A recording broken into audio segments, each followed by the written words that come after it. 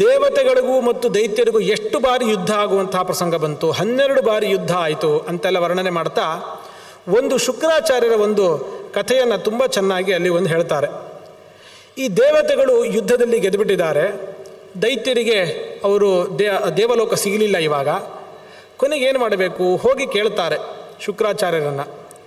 ಆಗ ಶುಕ್ರಾಚಾರ್ಯ ಹೇಳ್ತಾರೆ, ಒಂದು ಕೆಲಸ ಮಾಡೋಣ, ನಾನು ತಪಸ್ಸು ಮಾಡಿ ಶಿವನನ್ನು ಕುರಿತು ತಪಸ್ಸನ್ನು ಮಾಡ್ತೀನಿ, ಅವನಿಂದ ಉಪಾಯ ಏನಿದೆ ಅಂತ ಕೇಳಿಕೊಂಡು ಒಂದಿಷ್ಟು ಮಂತ್ರೋಪದೇಶ ಪಡೆದುಕೊಂಡು ಬರ್ತೀನಿ, ಆ ಮಂತ್ರಶಕ್ತಿಯಿಂದ ನಿಮಗೂ ಉಪದೇಶ ಮಾಡ್ತೀನಿ, ನೀವು ಆಮೇಲೆ ಯುದ್ಧ ಮಾಡಿ ಗೆಲ್ಲಬಹುದು.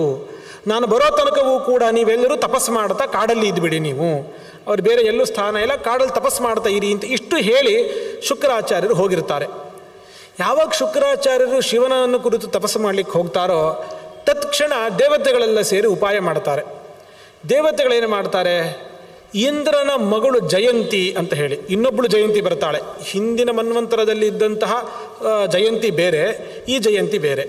ಇದು ಇಂದ್ರನ ಮಗಳೇ ಜಯಂತಿ. ಈ ಜಯಂತಿಯನ್ನು ಶುಕ್ರಾಚಾರ್ಯರ ಸೇವೆಗಾಗಿ ಕಳಿಸ್ತಾರೆ.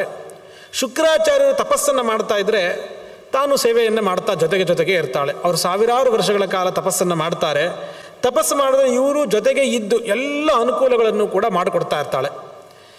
ಇದೆಲ್ಲ ಅನುಕೂಲವನ್ನು ಮಾಡಿಕೊಡುವಂತಹ ಸಂದರ್ಭದಲ್ಲಿ ಕೊನೆಗೆ ತಪಸ್ಸೆಲ್ಲ ಆಯಿತು, ಶಿವ ಪ್ರತ್ಯಕ್ಷ ಆಗ್ತಾನೆ. ಕೊನೆಗೆ ಮಂತ್ರೋಪದೇಶವೂ ಕೂಡ ಆಗುತ್ತೆ. ಮಂತ್ರೋಪದೇಶ ಎಲ್ಲ ಆದಮೇಲೆ ನೋಡ್ತಾರೆ, ಪಾಪ ಎಷ್ಟು ಸೇವೆ ಮಾಡಿದ್ದಾಳೆ, ನೀನು ಯಾರು ಹೇಳು ಅಂತ ಹೇಳಿದಾಗ ಅವಳು ಹೇಳ್ತಾಳೆ, ನಾನು ಹೇಳೋ ಅವಶ್ಯಕತೆ ಇಲ್ಲ, ನೀವು ಮಹಾಜ್ಞಾನಿಗಳು, ತಪಸ್ವಿಗಳು, ನಿಮಗೆ ಇದೆಲ್ಲ ಗೊತ್ತಿದೆ, ನೀವೇ ವಿಚಾರ ಮಾಡಿ ಅಂತ ಹೇಳಿದಾಗ ಅವ್ರು ವಿಚಾರ ಮಾಡಿ, ನೀ ಇಂದ್ರನ ಮಗಳು ನನಗೆ ಗೊತ್ತಿದೆ, ಏನಕ್ಕಾಗಿ ನೀನು ಬಂದಿದ್ದೀಯಾ ಅಂತ ಹೇಳಿದಾಗ, ಇಲ್ಲ ನಿಮ್ಗೆ ಸೇವೆ ಮಾಡಬೇಕಾಗಿತ್ತು, ಸೇವೆ ಮಾಡಿದ್ದೀನಿ, ನೀವು ಪತ್ನಿಯನ್ನಾಗಿ ನನ್ನ ಸ್ವೀಕಾರ ಮಾಡಿ ಅಂತ ಹೇಳಿ ಕೇಳ್ತಾಳೆ. ಸರಿ, ಆಮೇಲೆ ಶುಕ್ರಾಚಾರ್ಯರು ಏನು ಜಯಂತಿಯನ್ನು ಮದುವೆ ಮಾಡ್ಕೊಳ್ತಾರೆ, ಆಗ ಜಯಂತಿಯಲ್ಲಿ ಹುಟ್ಟಿದವಳೆ ಆ ದೇವಯಾನಿ. ಹಿಂದೆ ದೇವಯಾನಿ ಕತೆ ಕೇಳೋದು ಅಲ್ವಾ, ಶುಕ್ರಾಚಾರ್ಯರ ಮಗಳು. ಈ ಜಯಂತಿಯಲ್ಲೇ ಮುಂದೆ ಹುಟ್ಟುತ್ತಾಳವಳು ದೇವಯಾನಿ. ಶುಕ್ರಾಚಾರ್ಯ ಏನು ಮಾಡ್ತಾರೆ, ತಾವು ಮಂತ್ರೋಪದೇಶ ಆಗಿದೆ, ಬೇಗ ದೈತ್ಯರ ಹತ್ರ ಹೋಗಿ ಅವರಿಗೆಲ್ಲ ಮಂತ್ರೋಪದೇಶ ಮಾಡಬೇಕಾಗಿದೆ, ಆದರೆ 1000 ವರ್ಷ ಕಾದಿದ್ದಾರೆ, ಇನ್ನೊಂದು ಸ್ವಲ್ಪ ವರ್ಷ ಕಾಯಕ್ಕೆ ಏನಾಗಬೇಕು, ಕಾಯ್ತಾರೆ ಪರವಾಗಿಲ್ಲ ಅಂತ ಅಂದ್ಕೊಂಡು 10 ವರ್ಷಗಳ ಕಾಲ ಜಯಂತಿಯ ಜೊತೆಗೆ ಎಲ್ಲೋ ಹೋಗಿ ಇದ್ಬಿಟ್ಟಿರ್ತಾರೆ ಏಕಾಂತದಲ್ಲಿ. ಅವರು ತಮ್ಮ ತಪಸ್ಸಿನ ಸಾಮರ್ಥ್ಯದಿಂದ ಅದೃಶ್ಯರಾಗಿ ಇರ್ತಾರೆ. ಅವಳಿಗೆ ಬಿಟ್ಟು ಇನ್ಯಾರಿಗೂ ಕೂಡ ಕಾಣಿಸ್ಲೇಬಾರ್ದು, ಹಾಗೆ ಅದೃಶ್ಯರಾಗಿ ಇದ್ಬಿಡ್ತಾರೆ. ದೈತ್ಯರಿಗೆಲ್ಲ ವಿಚಾರ ಗೊತ್ತಾಗುತ್ತೆ, ನಮ್ಮ ಗುರುಗಳ ತಪಸ್ಸು ಮುಗಿದಿದೆ, ಒಂದು ಸತಿ ಭೇಟಿಯಾಗಿ ಬರೋಣ ಅಂಥೇಳಿ ಬರ್ತಾರೆ. ಅವರು ಅದೃಶ್ಯರಾಗಿರ್ತಾರೆ, ಕಾಣಿಸೋದೇ ಇಲ್ಲ. ಸರಿ, ಹಾಗಿದ್ರೆ ಗುರುಗಳು ಅವರಿಗೆ ತೊಂದರೆ ಕೊಡೋದು ಬೇಡ, ತಾವಾಗೇ ಬರಲಿ, ಅಲ್ಲಿ ತನಕ ಕಾಯೋಣ ಅಂಥೇಳಿ ವಾಪಸ್ ಕಾಡಿಗೆ ಹೋಗಿರ್ತಾರೆ. ಇದೇ ಸಮಯವನ್ನು ಕಾಯ್ತಾ ಇದ್ದಂತಹ ಬೃಹಸ್ಪತ್ಯಾಚಾರ್ಯ ಏನು ಮಾಡ್ತಾರೆ, ತಾವು ಶುಕ್ರಾಚಾರ್ಯರಂತೆ ರೂಪವನ್ನು ತೊಗೊಂಡ್ಬಿಡ್ತಾರೆ. ಬೃಹಸ್ಪತ್ಯಾಚಾರ್ಯರು ಶುಕ್ರಾಚಾರ್ಯರಂತೆ ರೂಪ ತೆಗೆದುಕೊಂಡು ದೈತ್ಯರೆಲ್ಲ ಇದ್ದಂತಹ ಕಾಡಿಗೆ ಹೋಗ್ತಾರೆ. ಹೋಗಿ, ನೋಡಪ್ಪ ತಪಸ್ಸೆಲ್ಲ ಮುಗಿಸ್ಕೊಂಡು ಬಂದಿದ್ದೀನಿ, ನಿಮಗೆ ನಾನು ಇನ್ನು ಉಪದೇಶ ಕೊಡ್ತೀನಿ ಬನ್ನಿ ಅಂತ ಹೇಳಿ ಹೇಳ್ತಾರೆ. ಅವರು ಬಂದಾಗ ಅವರು ನಂಬುತ್ತಾರೆ. ಇವರು ನಂಬಿದಾಗ ಉಪದೇಶವನ್ನೆಲ್ಲ ಮಾಡ್ತಾರೆ. ಎಲ್ಲ ಬೇಡದಿರೋ ವಿಚಾರಗಳು, ಏನು ದಾರಿ ತಪ್ಪಿಸ್ಲಿಕ್ಕೆ ಏನೇನು ಬೇಕೋ ಅದನ್ನೆಲ್ಲ ಉಪದೇಶಗಳನ್ನು ನಿರಂತರ ಮಾಡ್ತಾರೆ. ಆವಾಗಲೇ ಬಂದಿದ್ದು ಈ ಚಾರ್ವಾಕ ಮತ, ಇದೆಲ್ಲ ಬಂದಿದ್ದು ನಾಸ್ತಿಕ್ಯವಾದವನ್ನೆಲ್ಲ ಉಪದೇಶ ಮಾಡಿ. ಯಾಕೆ ಅಂತಂದರೆ ಅವರಿಗೆ ಆಸ್ತಿಕ್ಯವಾದವನ್ನು ಉಪದೇಶ ಮಾಡಿದ್ರೆ ಅದ್ಭುತವಾಗಿರುವ ಶಕ್ತಿ ಇರುತ್ತೆ. ವೇದ ಮಂತ್ರಗಳಾಗಲಿ ಇದೆಲ್ಲ ಪಠನ ಮಾಡೋದವ್ರಿಗೆ ಅದ್ಭುತವಾದ ಶಕ್ತಿ ಬರುತ್ತೆ ನಿಯಮಗಳಿಂದ ಮಾಡಿದ್ರೆ. ಆ ಶಕ್ತಿ ಬಂದರೆ ಬರಲಿ, ತಪ್ಪೇನು ಅಂದರೆ ಆ ಶಕ್ತಿಯನ್ನು ಯಾವತ್ತೂ ಕೂಡ ಅವರು ದುರ್ವಿನಿಯೋಗನೆ ಮಾಡ್ತಾರೆ. ಈಗ ಟೆರರಿಸ್ಟ್ಗಳಿಗೆ ನ್ಯೂಕ್ಲಿಯರ್ ಪವರ್ ಸಿಕ್ಕರೆ ಏನಾಗಬೇಕು, ಸಿಗಲಿ ಬಿಡಿ ಅಂತಂದರೆ ಸಿಗಬಾರ್ದು, ಸಿಕ್ಕರೆ ಅವರದನ್ನು ಜಗತ್ತಿನ ನಾಶಕ್ಕೆ ಉಪಯೋಗಿಸ್ಕೋತಾರೆ. ಹಾಗೆ ಇವರೆಲ್ಲ ಟೆರರಿಸ್ಟ್ಗಳು, ದೈತ್ಯರು. ಹಾಗಾಗಿ ಬೇಡದೇವರನ್ನೆಲ್ಲ ನಿರಂತರ ಉಪದೇಶ ಮಾಡಿರ್ತಾರೆ. 10 ವರ್ಷಗಳ ಕಾಲ ಇದೇ ಥರ ಉಪದೇಶ ಮಾಡಿರ್ತಾರೆ. ಇವರು 10 ವರ್ಷಗಳ ಕಾಲ ಇಂದ್ರನ ಮಗಳ ಜೊತೆಗೆ ಇಲ್ಲಿರ್ತಾರೆ. 10 ವರ್ಷಗಳ ಕಾಲ ನಿರಂತರ ಉಪದೇಶ ಆಗುತ್ತೆ. 10 ವರ್ಷ ಮುಗಿಯುತ್ತೆ. ಮುಗಿದ ಮೇಲೆ ನಿಜವಾದ ಶುಕ್ರಾಚಾರ್ಯರು ಬರ್ತಾರೆ. ಬಂದು ನೋಡ್ತಾರೆ, ಇನ್ನೊಬ್ಬರು ಶುಕ್ರಾಚಾರ್ಯ ಇದ್ದಾರಲ್ಲಿ. ಅವ್ರು ಹೇಳ್ತಾರೆ, ದೈತ್ಯರಿಗೆಲ್ಲ ಹೇಳ್ತಾರೆ, ಅವರು ನಿಜವಾದ ಶುಕ್ರಾಚಾರ್ಯಲ್ಲ, ಅವರು ಬೃಹಸ್ಪತ್ಯಾಚಾರ್ಯರು, ನಾನು ನಿಜವಾದ ನಿಮ್ಮ ಗುರು, ನನ್ನ ಮಾತನ್ನು ನಂಬಿ ಅಂತ. ಗೊಂದಲ ಆಗಿಬಿಡುತ್ತೆ, ಯಾರು ನಂಬೋದು? ಕೊನೆಗೆ ಎಲ್ಲ ರೀತಿ ಪರೀಕ್ಷೆ ಮಾಡಿ ನೋಡ್ತಾರೆ. ಇವರು ನಿಜವಾದ ಶುಕ್ರಾಚಾರ್ಯರು, ಇವರು ನಿಜವಾದ ಶುಕ್ರಾಚಾರ್ಯರು ಅಂತ ಬಹಳಷ್ಟು ಪರೀಕ್ಷೆ ಮಾಡಿ ಎಲ್ಲ ಮಾಡಿ ನೋಡ್ತಾರೆ. ಏನು ಮಾಡಿದ್ರೂ ಕೂಡ ವ್ಯತ್ಯಾಸ ಕಂಡುಹಿಡೀಲಿಕ್ಕೆ ಕೊನೆ ತನಕ ಅವ್ರಿಗೆ ಆಗೋದೇ ಇಲ್ಲ. ಹೆಂಗೆ ನಿರ್ಣಯ ಮಾಡೋದು? ಇವಾಗ ಭಾರಿ ಕಷ್ಟದ ಪ್ರಸಂಗ ಬಂದ್ಬಿಡ್ತು. ಕೊನೆಗೆ ಮತ್ತೆ ಹೇಳ್ತಾರೆ, ಇವ್ರು ಬೃಹಸ್ಪತ್ಯಾಚಾರ್ಯ ಹೇಳ್ತಾರೆ, ಇಲ್ಲ ನಾನು ನಿಜವಾದ ಶುಕ್ರಾಚಾರ್ಯರು, ಅವ್ರು ಹೇಳ್ತಾರೆ ನಾನು ನಿಜವಾದ ಶುಕ್ರಾಚಾರ್ಯರು. ಕೊನೆಗೆ ನಿರ್ಣಯ ಹೆಂಗೆ ಮಾಡಬೇಕು, ಯಾವ ಥರ ನಿರ್ಣಯ ಮಾಡಲಿಕ್ಕೆ ಆಗ್ತಾ ಇಲ್ಲ. ಕೊನೆ ಏನು ತೀರ್ಮಾನ ಮಾಡ್ತಾರೆ ದೈತ್ಯರೆಲ್ಲ, ಇಷ್ಟು ದಿವಸ ನಮಗೆ ಉಪದೇಶ ಕೊಟ್ಟಿದ್ದಾರೆ ಯಾರು? ಅವರೇ ನಮ್ಮ ಗುರುಗಳು. ಇಷ್ಟು ದಿವಸ ಎಂಥ ಒಳ್ಳೊಳ್ಳೆ ಉಪದೇಶ. ಈ ನಾಸ್ತಿಕ್ಯವಾದ ಉಪದೇಶ ಅಂತಂದರೆ ಋಣಂ ಕೃತ್ವ ಘೃತಂ ಪಿಬೇತ್, ಸಾಲ ಮಾಡಿ ನೀವು ಘೃತಂ ಪಿಬೇತ್, ಆರಾಮಾಗಿ ತುಪ್ಪ ಗಿಪ್ಪ ತಿನ್ಕೊಂಡು ಚೆನ್ನಾಗಿರಿ, ಸಾಲ ತೀರಿಸ್ತಿರೋ ಬಿಡ್ತಿರೋ, ಸ್ವರ್ಗ ಇಲ್ಲ ನರಕ ಇಲ್ಲ, ಯಾವ ಧರ್ಮ ಇಲ್ಲ, ಏನೂ ಇಲ್ಲ, ಯಾವುದಕ್ಕೂ ಹೆದರೋ ಅಗತ್ಯ ಇಲ್ಲ. ಇಂತಹ ಒಳ್ಳೆ ಉಪದೇಶ ಕೊಡುವಂಥ ಗುರುಗಳೇ ಬೇಕಲ್ವ ನಮಗೆ. ಯಾವತ್ತೂ ನಾವು ನಮಗೆ ಬೇಕಾಗಿರೋಂಗೆ ಹೇಳೋರ ಹತ್ರನೇ ನಾವು ಒಳ್ಳೆ ಆಚಾರ್ಯರು ಅಂತ ಅವ್ರನ್ನೇ ನಿರೀಕ್ಷೆ ಮಾಡ್ತೀವಿ ನಾವು. ಹೀಗೆ ಆಗತ್ತೆ ಇಲ್ಲೂ ಕೂಡ. ಚೆನ್ನಾಗಿ ಉಪದೇಶ ಮಾಡಿದ್ದಾರೆ, ಇಷ್ಟು 10 ವರ್ಷಗಳ ಕಾಲ ನಿರಂತರ ಉಪದೇಶ ಮಾಡಿದ್ದಾರೆ, ಇವರನ್ನು ಗುರುಗಳು ನಾವು ಸ್ವೀಕಾರ ಮಾಡೋಗಿದೆ, ನೀವು ವಾಪಸ್ ಹೋಗಿ ನಿಮ್ಮ ದಾರಿಗೆ ಬಂದ ದಾರಿಗೆ ನೀವು ಹೋಗಬೇಕು ಅಂತ ಬೈದು ಬಿಡ್ತಾರೆ. ಆಗ ಶುಕ್ರಾಚಾರ್ಯರಿಗೆ ಸಿಟ್ಟು ಬಂದು, ನಿಮ್ಮ ಗುರುಗಳು ಯಾರು ಅಂತ ನಿಮಗೆ ಅಷ್ಟು ಗೊತ್ತಾಗ್ತಾ ಇಲ್ಲ ನಿಮಗೆ ಅಂತ ಹೇಳಿ, ನೀವು ಆದಷ್ಟು ಬೇಗ ನಿಮಗೆಲ್ಲ ಐಶ್ವರ್ಯ ಎಲ್ಲವೂ ನಾಶ ಆಗಿ ಹೋಗಲಿ ಅಂತ ಶಾಪ ಕೊಟ್ಬಿಟ್ಟು ಹೋಗಿಬಿಡ್ತಾರೆ ಅವರು. ಯಾವಾಗ ಶುಕ್ರಾಚಾರ್ಯರು ಹೋಗ್ತಾರೋ ಹೋಗಿ ಈ ಕಡೆ ತಿರುಗಿ ನೋಡ್ತಾರೆ, ಇವರು ಇಲ್ಲ, ಇವರು ಹೋಗ್ಬಿಟ್ಟಿರ್ತಾರೆ, ಇವರು ಮಾಯ ಆಗಿಬಿಟ್ಟು ಬೃಹಸ್ಪತಿ ಆಚಾರ್ಯರು ಇಲ್ಲೇ ಇಲ್ಲ. ಆವಾಗ ಗೊತ್ತಾಗುತ್ತೆ, ನಾವು ಮೋಸ ಹೋದ್ವಿ ಅಂತ ಗೊತ್ತಾಗುತ್ತೆ. ತಕ್ಷಣ ಶುಕ್ರಾಚಾರ್ಯನ ಹುಡ್ಕೊಂಡು ಹೋಗಿ ಅವ್ರ ಕಾಲಿಗೆ ಬಿದ್ದು ಕ್ಷಮೆಯನ್ನೆಲ್ಲ ಕೇಳಿದಾಗ ಅವ್ರು ಹೇಳ್ತಾರೆ, ನಾನು ಚತುರ್ಮುಖ ಬ್ರಹ್ಮದೇವರ ಹತ್ರನ ಹೋಗಿ ಕೇಳಿಕೊಂಡು ಬಂದೆ, ಯಾವಾಗ ದೈತ್ಯರಿಗೆ ಅವಕಾಶ ಇದೆ ಅಂತ. ಹಿಂದೆ ಅವಕಾಶ ಕೊಟ್ಟಿತ್ತು, ಎಷ್ಟೋ ಯುಗಗಳ ಕಾಲ ನಿಮಗೆ ದೈತ್ಯರಿಗೆ ಅವಕಾಶ ಕೊಟ್ಟಿತ್ತು, ಮತ್ತೀಗ ಅವಕಾಶ ಇಲ್ಲ, ಪುನಃ ಬಲಿಚಕ್ರವರ್ತಿಯ ಕಾಲಕ್ಕೆ ಮತ್ತೆ ನಿಮಗೆ ಅವಕಾಶ ಬರುತ್ತೆ ಅಂತ ಹೇಳಿದ್ದಾರೆ.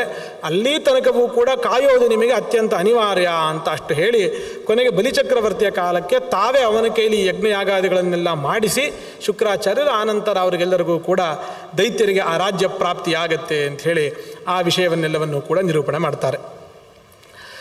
ಇದಾದ ಮೇಲೆ ವಾಯುಪುರಾಣದ ಕೊನೆಯಲ್ಲಿ ಬರುವಂತಹ ಒಂದು 2 ವಿಚಾರವನ್ನು ಹೇಳಿ ಮುಗಿಸ್ಬಿಡ್ತೀನಿ. ಕೊನೆಯಲ್ಲಿ ಬರುವಂಥದ್ದು ಒಂದು ಗಯಾ ಮಹಾತ್ಮೆ. ಅದಕ್ಕಿಂತ ಮುಂಚೆ ಬರುವಂಥದ್ದು ವೇದವ್ಯಾಸ ದೇವರ ಚಿಂತನೆ. ಇದು ವೇದವ್ಯಾಸ ದೇವರು ಇಷ್ಟೆಲ್ಲ ಪುರಾಣಗಳನ್ನೆಲ್ಲ ರಚನೆ ಮಾಡಿದ್ದಾರೆ. ಪುರಾಣಗಳನ್ನೆಲ್ಲ ರಚನೆ ಮಾಡಿದ ಮೇಲೆ ಅವರು ಒಮ್ಮೆ ವಿಚಾರ ಮಾಡಲಿಕ್ಕೆ ಶುರು ಮಾಡ್ತಾರಂತೆ. ಇಷ್ಟೆಲ್ಲ ಪುರಾಣಗಳನ್ನು ರಚನೆ ಮಾಡಿದ್ದೀನಿ, ಇಷ್ಟೆಲ್ಲ ಗ್ರಂಥಗಳೆಲ್ಲ ರಚನೆ ಆಗಿದೆ, ಇದೆಲ್ಲ ಇದೆ, ಇದೆಲ್ಲ ಪುರಾಣಗಳ ರಹಸ್ಯ ಏನು, ಏನನ್ನು ಹೇಳಲಿಕ್ಕೆ ಹೊರಟಿದೆ ಅದೇ ಗೊತ್ತಾಗ್ತಾ ಇಲ್ಲ. ಪರಬ್ರಹ್ಮನನ್ನು ಪ್ರತಿಪಾದನೆ ಮಾಡಲಿಕ್ಕೆ ಹೊರಟಿದೆ. ಪರಬ್ರಹ್ಮ ಅಂತಂದರೆ ಅವನು ಅಕ್ಷರ, ನಾಶರಹಿತ ಅಂತ ವೇದವೇ ಹೇಳುತ್ತೆ ಪರಮಾತ್ಮನ ಬಗ್ಗೆ. ಅವನು ಅಕ್ಷರ, ಅವನಿಗೆ ನಾಶ ಇಲ್ಲ, ಪ್ರಾಕೃತವಾದ ಇಂದ್ರಿಯಗಳಿಲ್ಲ, ಈ ಥರ ಎಲ್ಲ ಅವನ ಬಗ್ಗೆ ವರ್ಣನೆಯೆಲ್ಲ ಇದೆ.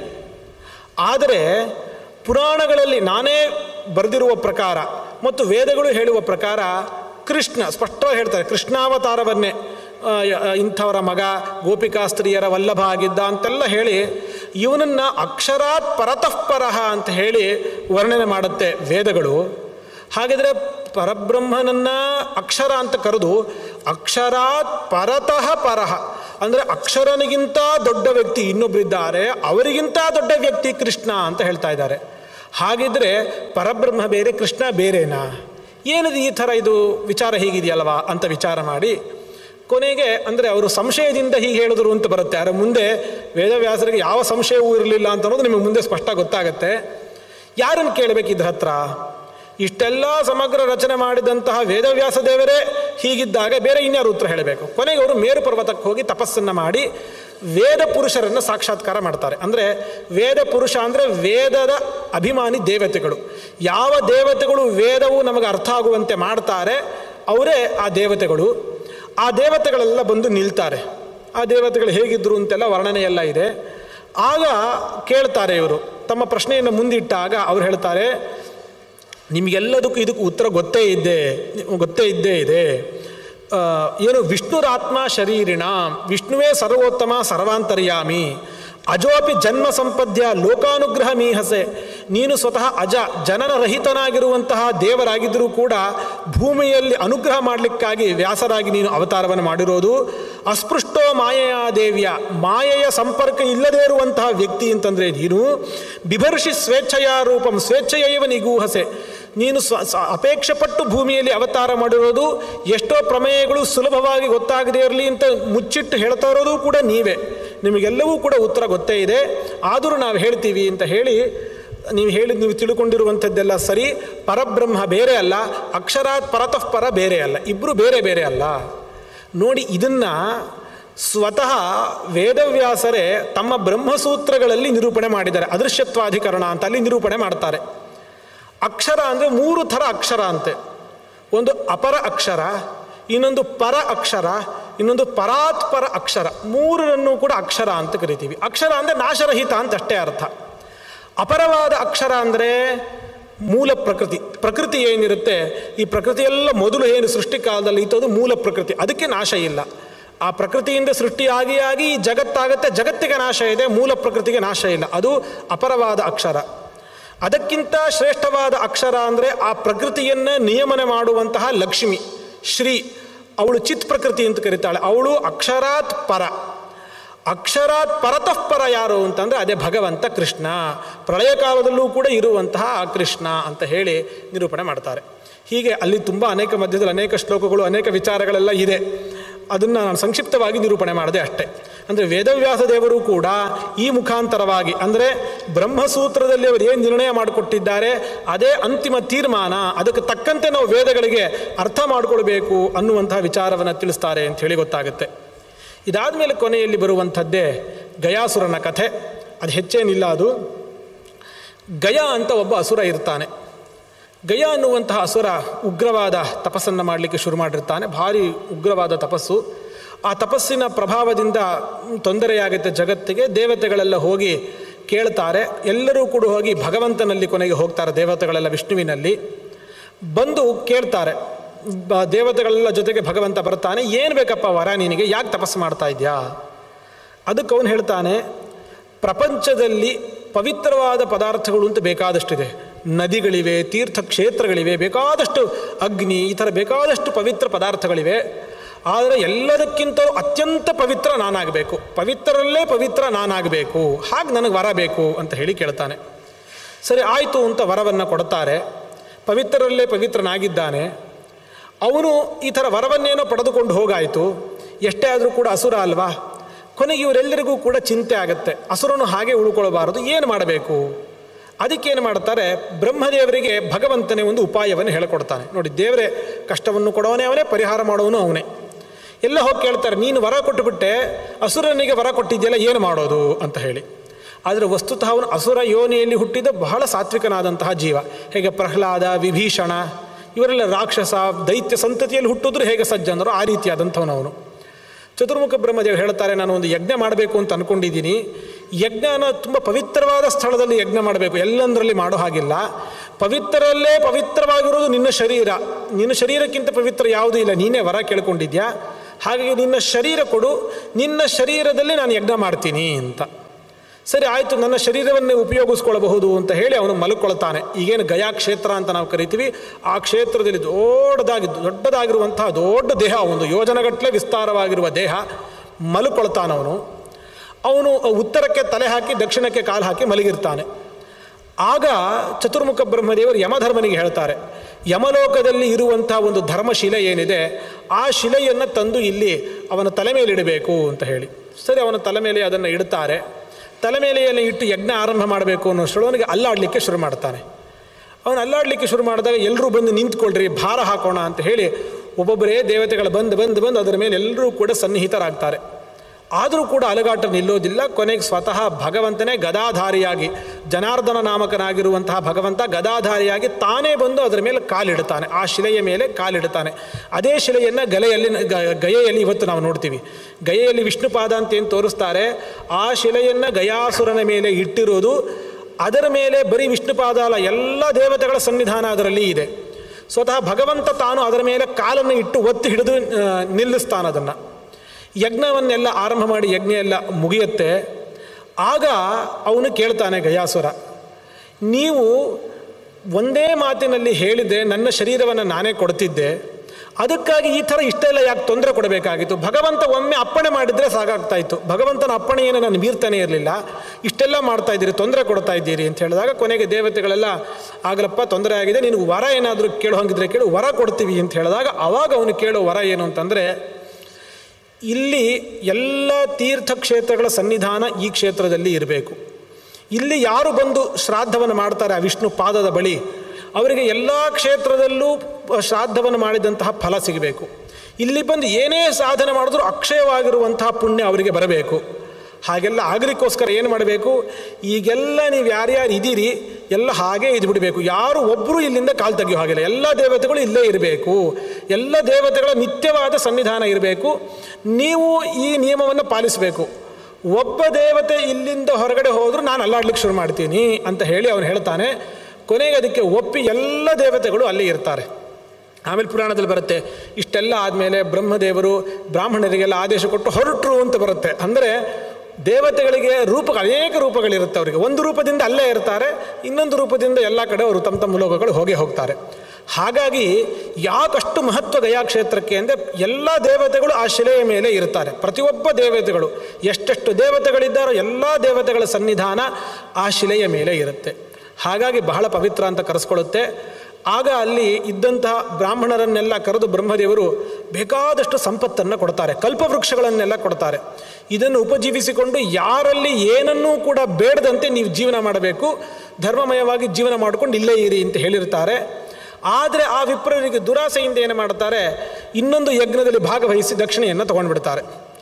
ಆಗ ಬಂದು ಬ್ರಹ್ಮದೇವರು ಬಂದು ಅವರಿಗೆ ಶಾಪವನ್ನು ಕೊಟ್ಟು ನೀವು ಜ್ಞಾನಶೂನ್ಯರಾಗಿ ಈ ಥರ ಎಲ್ಲ ಶಾಪವನ್ನೆಲ್ಲ ಕೊಟ್ಟಾಗ ಕೊನೆಗೆ ಇನ್ನೇನು ಮಾಡಬೇಕು, ಇದನ್ನೆಲ್ಲ ತೊಗೊಂಡ್ಬಿಡ್ತಾರೆ ವಾಪಸ್. ಏನು ಕಲ್ಪವೃಕ್ಷ ಏನೇನು ಕೊಟ್ಟಿದ್ರು ಅದೆಲ್ಲವನ್ನು ವಾಪಸ್ ತೊಗೊಂಡ್ಬಿಡ್ತಾರೆ.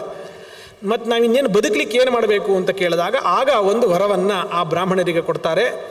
ಇಲ್ಲಿ ಬಂದಂಥವ್ರು ಯಾರು ಪಿತೃಶ್ರಾದ್ದಗಳನ್ನು ಮಾಡ್ತಾರೆ ಅಲ್ಲಿನ ಬ್ರಾಹ್ಮಣರಿಗೆ ಯಥಾಶಕ್ತಿ ಏನೋ ಒಂದು ದಕ್ಷಿಣೆಯನ್ನು ಕೊಡಬೇಕು, ಕೊಟ್ಟಿದ್ದೇ ಆದಲ್ಲಿ ಆವಾಗ ಪಿತೃಗಳು ತೃಪ್ತರಾಗ್ತಾರೆ ಅಂತ. ಹಾಗಾಗಿ ನೀವಲ್ಲಿ ಹೋಗಿ ನೋಡಿದ್ರೆ ಗೊತ್ತಾಗುತ್ತೆ, ಗಲಾಟೆಗೆ ಬರ್ತಾರೆ, ಮೈ ಮೇಲೆ ಬೀಳ್ತಾರೆ ಅಲ್ಲಿರೋರೆಲ್ಲರೂ ಕೂಡ. ಆದರೂ ಏನೋ ಒಂದು ಕೈಲಾದ ದಕ್ಷಿಣೆಯನ್ನು ನಾವು ಕೊಡಲೇಬೇಕು, ಯಾಕೆ ಬ್ರಹ್ಮದೇವರ ವರ ಇದೆ ಅನ್ನೋ ಕಾರಣಕ್ಕೆ. ಹೀಗೆ ಆ ಗಯಾಸುರನ ಮಹಿಮೆಯನ್ನು ಹೇಳಿ, ಗಯಾಕ್ಷೇತ್ರದ ಮಹಿಮೆಯನ್ನು ಹೇಳಿ ಅಲ್ಲಿಗೆ ವಾಯುಪುರಾಣವನ್ನು ಮುಗಿಸ್ತಾರೆ. ಹೀಗೆ ಯಥಾಮತಿಯಾಗಿ ನನಗೆ ಎಷ್ಟು ಗೊತ್ತಿದೆಯೋ ಅಷ್ಟು ನಿರೂಪಣೆಯನ್ನು ಮಾಡಿದ್ದೀನಿ.